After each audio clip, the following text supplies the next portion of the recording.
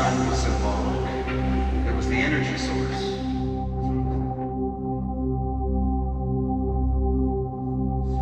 But they knew that what was behind it symbolically was the creative force of the universe. So that's why, like in general, people like to have symbols.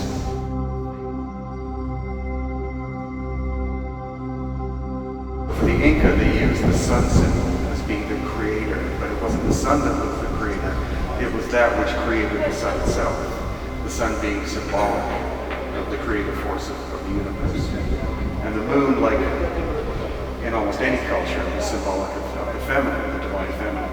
So there are many Inca legends where the sun and the moon are in courtship. And they play this dance as they move around the world. Sometimes they're close together, sometimes they're separate. And that's where you get the idea of, some people say that gold is the sweat of the sun, but others say it's the tears of the sun. Because it's the tears of the sun when he is separate from the moon, and separate also when he has to move farther away, when he's separate from the earth, because the earth is where his children are.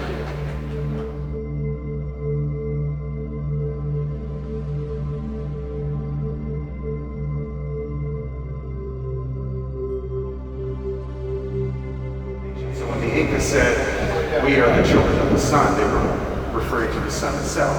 We are the children of creation. But we are direct children of creation. And that's why we have come with special abilities in order to educate on behalf of the Creator, all of the other people. That's why, in general, again, they weren't this warfaring people.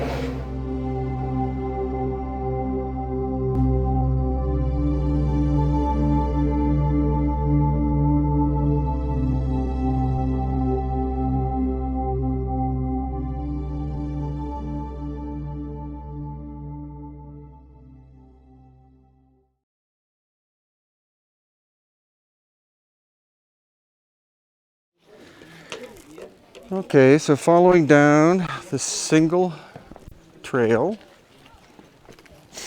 and then we have the options to branch off here, and that takes us straight down to the Temple of the Sun. So obviously, that being one of the 3 megalithic sites,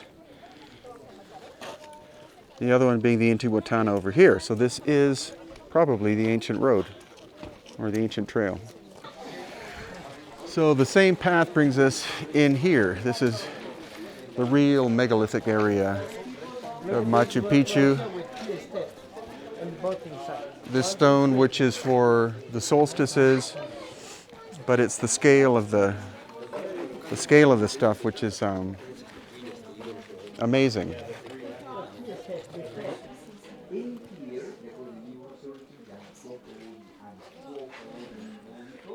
So on this same trail, you see, at the base of the Intiwatana, you see these monstrous blocks here. In this area where obviously there was an earthquake, and this wall sank down that way.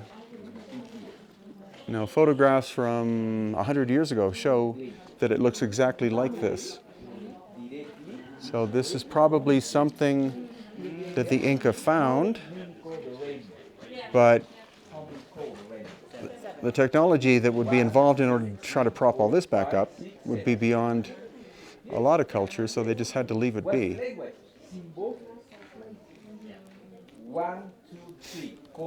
And then the acoustic room is in here, which is really neat. So this is the wildest stone in all of the Inca world.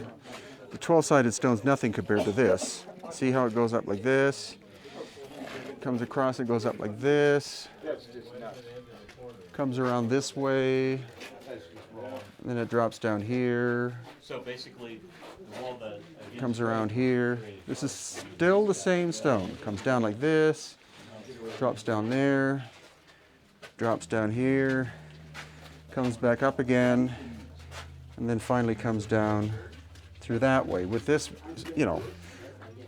this little one put into place and fitting into here. This is what they call the acoustic room. It's probably This is probably the place of preparation for those who went up to use the hitching post of the sun, the Intiwatana. This was probably a room of meditation because of the acoustics that are inside of it. People go into an alternate state, and that prepares them to go up to the Intiwatana, which was much more than just a thing for measuring the sun. It's something far more profound. So following along the same pathway up from that acoustic room takes us to the hitching post.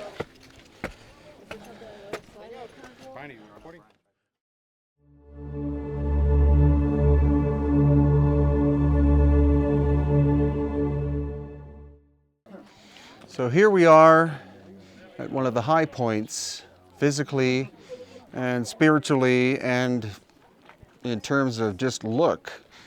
Here on Machu Picchu, behind is Huayna Picchu. 2,000 stairs from where those two huts are lead you all the way to the top. There's a large building on top of that, as well as enough Andean terraces to make a small population self-sufficient forever. They could have lived up there forever without having to come down. So some people say that that was a military point. I don't believe so. Others say that that was the place where the high priest would go for extended periods of meditation.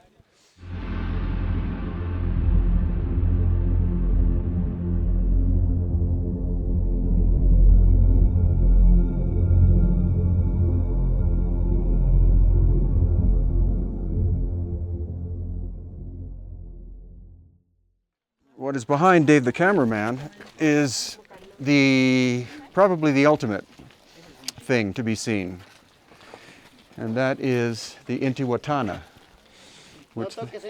which they call the hitching post of the sun. And a lot of people come here and they put their hands close to it and they draw energy from it. But what they don't understand is that when you take, you also give back. So the Intiwatana is actually the top of the mountain. It's not a piece of stone. This is the peak of the mountain. So whoever it was who shaped this did it for far more than the purpose of being something to test for the solstices and equinoxes. Because all they would have to do is pile a bunch of stones and have one strategically in one place in order to do that. For some reason, the original builders, who were not the Inca, built this incredibly complicated series of angles and contours.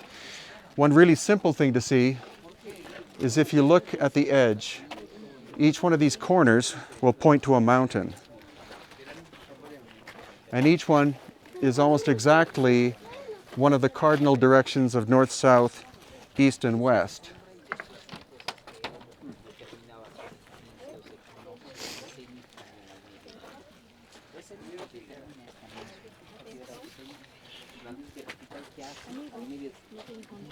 So as far as I know, no one has been able to decode what this, in totality, what this does.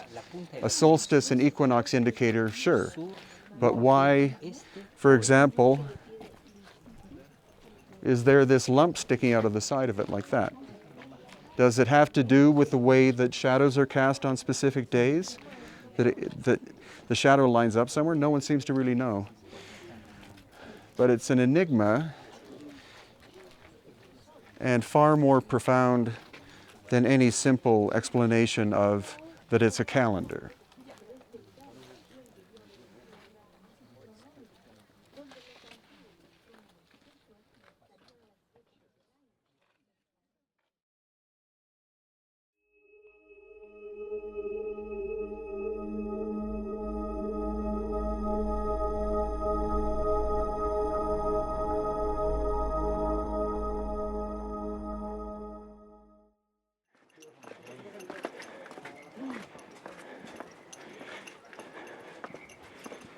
Entonces de ahí se dirigían acá a coger el agua. A limpiarse. Así es.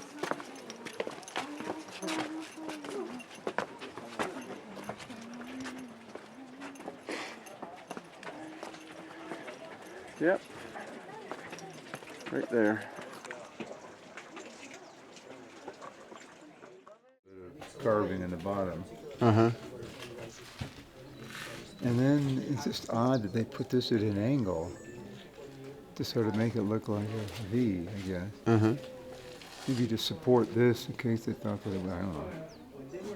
Then they went back in there, and then you got this different style because you get these little square blocks. Yeah. That's a different time frame, I would think.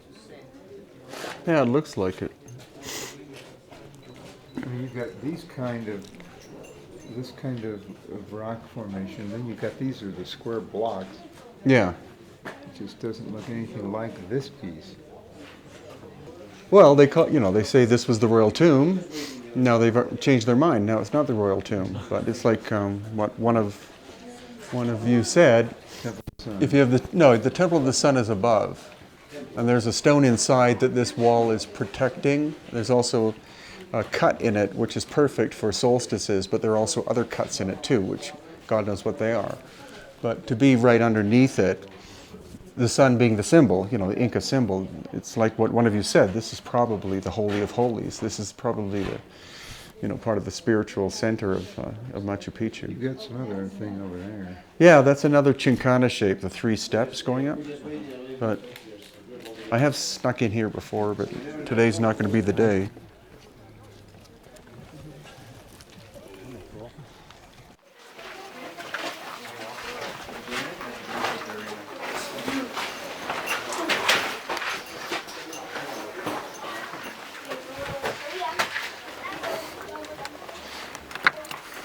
Okay.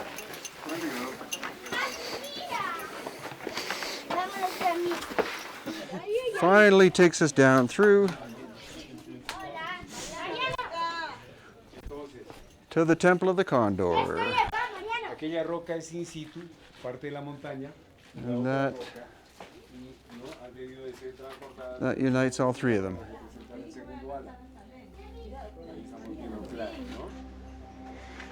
And that concludes more or less the route of megalithic Machu Picchu.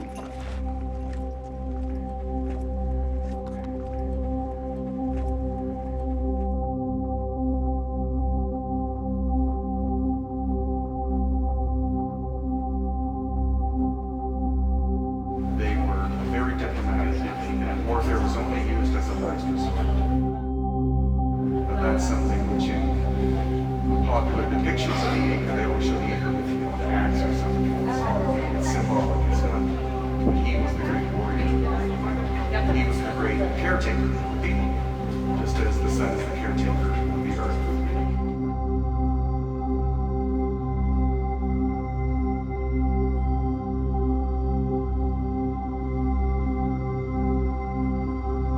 Those sent by the creator, that they were the first great civilization.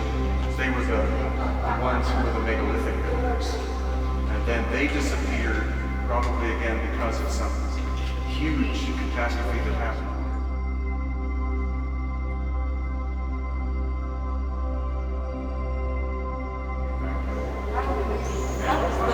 And maybe that's again why you have the original builders, and then you have the beautiful other work, and then the